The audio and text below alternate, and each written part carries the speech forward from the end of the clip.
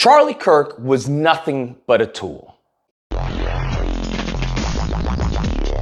Oh my goodness. So there is a quote, something along the lines of white supremacy always breaking their tools. I can't remember verbatim, but unfortunately, that is what happened to Charlie Kirk. Charlie Kirk was nothing more than a tool for white elites. Because what you have to understand, Charlie Kirk wasn't the most intelligent, right? He wasn't the brightest. He wasn't smart at all, okay? That was exposed when he had a debate with actual intelligent people at Cambridge. And he got BTFO'd and exposed for being a pseudo-intellectual. Damn! So what do you do when you're not very smart?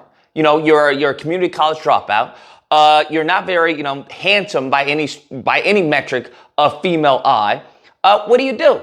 Well, what you have to do is that you find utility in being a tool for white elites. And that's exactly what Charlie Kirk did. His utility was in Turning Point USA. His utility was saying, hey, I can garner you votes. I can garner you attention. I can put out propaganda to the youth. Because by him going to these college campuses and grooming these students to view things by his perspective via rhetorical fallacies and whatnot, and just disingenuous arguments and bad faith interpretations, that's how he made his utility. So he made his utility by saying, hey, I can give you attention. Your legislation, I can make that look good. The problem with that is that Charlie Kirk was Turning Point USA. That there is no one outside of maybe possibly, Candace Owens that would be able to take up that mantle. So upon him being gone, Turning Point USA is going to die out. I understand that Erika Kirk is, CEO now, but they will never in a million years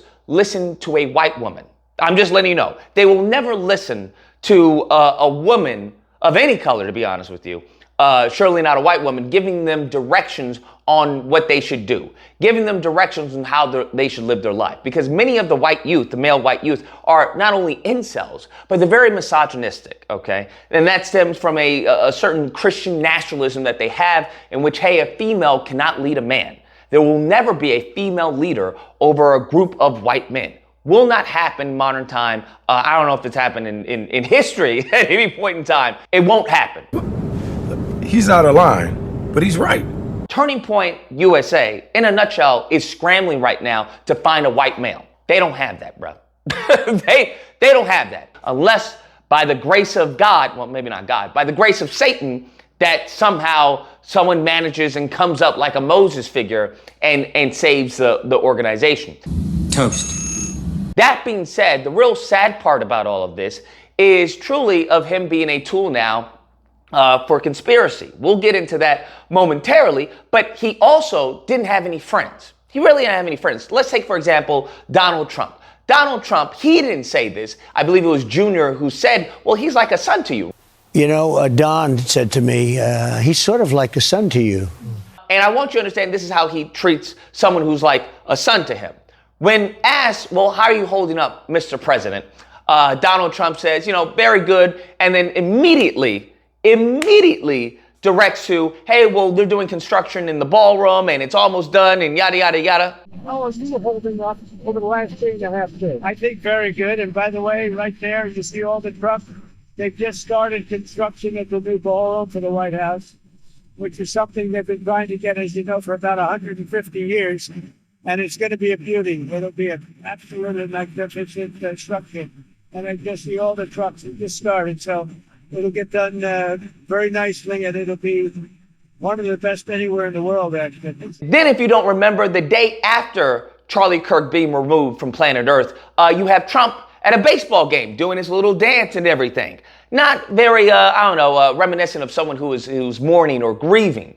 And then the cherry on top of this Sunday is that during an interview during a Fox News, that when the interviewer asked, hey, Charlie Kirk didn't believe in hate speech, that Donald Trump responded with a glib remark whereas he's like, well, I think he may believe in it now.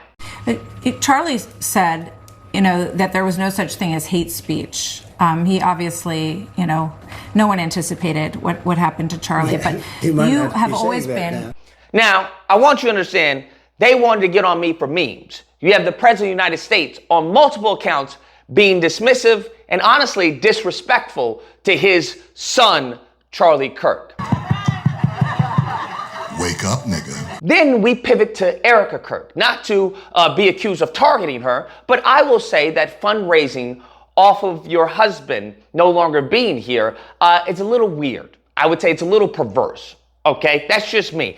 Everyone mourns, and grieves differently. But in addition to that, having someone record you as you're crying over your husband, all right, at the casket, open casket, and you releasing this out to the public for clicks and attention, which is what many with, an IQ above room temperature would argue that you're doing, once again, doesn't come off as genuine. It comes off as a little icky. I think many people pointed out that Candace Owens is her video of her laughing with Charlie Kirk and everything felt more genuine than what his wife actually released, especially if you, on top of everything she did with the speech, something was off there. But as I said, everyone can mourn and grieve however they feel. Let's go on further into the conspiracy route, because what we're dealing right now is conspiracy land. That's what Charlie Kirk is being used for, is conspiracy land to attack Israel.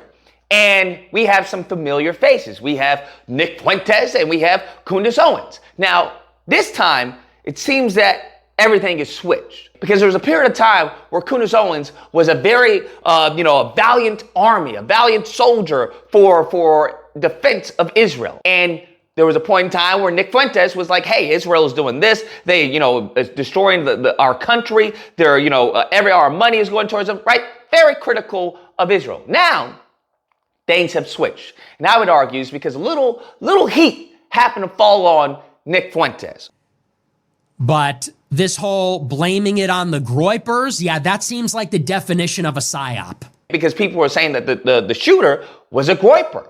We have a picture of him very much, almost eye to eye, in the Pepe Frog meme that's going around. Now, as we all know, that the Pepe Frog is very one-to-one with the Groyper army, which is Nick Fuentes' army. And we understand that Nick Fuentes has been very critical of Charlie Kirk. For Charlie Kirk to go on his show today and say, there is no forced starvation, here comes a rabbi to tell us why, without a shadow of a doubt, he is being paid by them. But recently, Nick Fuentes has talked about, hey, they're trying to blame it on me, okay, for the Charlie Kirk. And he's come out and says, I decry any type of political violence. Almost if, I don't know, maybe he had gotten the call. There's a lot of people that are under the impression that there was some wider conspiracy by the Jews, by Israel, to kill Charlie Kirk. And as you know, I am not convinced of this at all.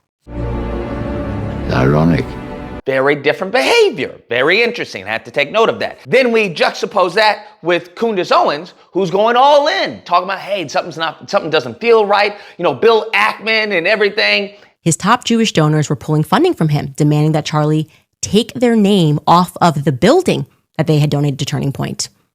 I guess I can figure out who that is, how many people could have donated a building. And then once Charlie was killed, they said, never mind, put it back on the building. He went on to Patrick Bet-David's podcast. He went on to Brandon Tatum's podcast. He went on to the Nelk Boys podcast.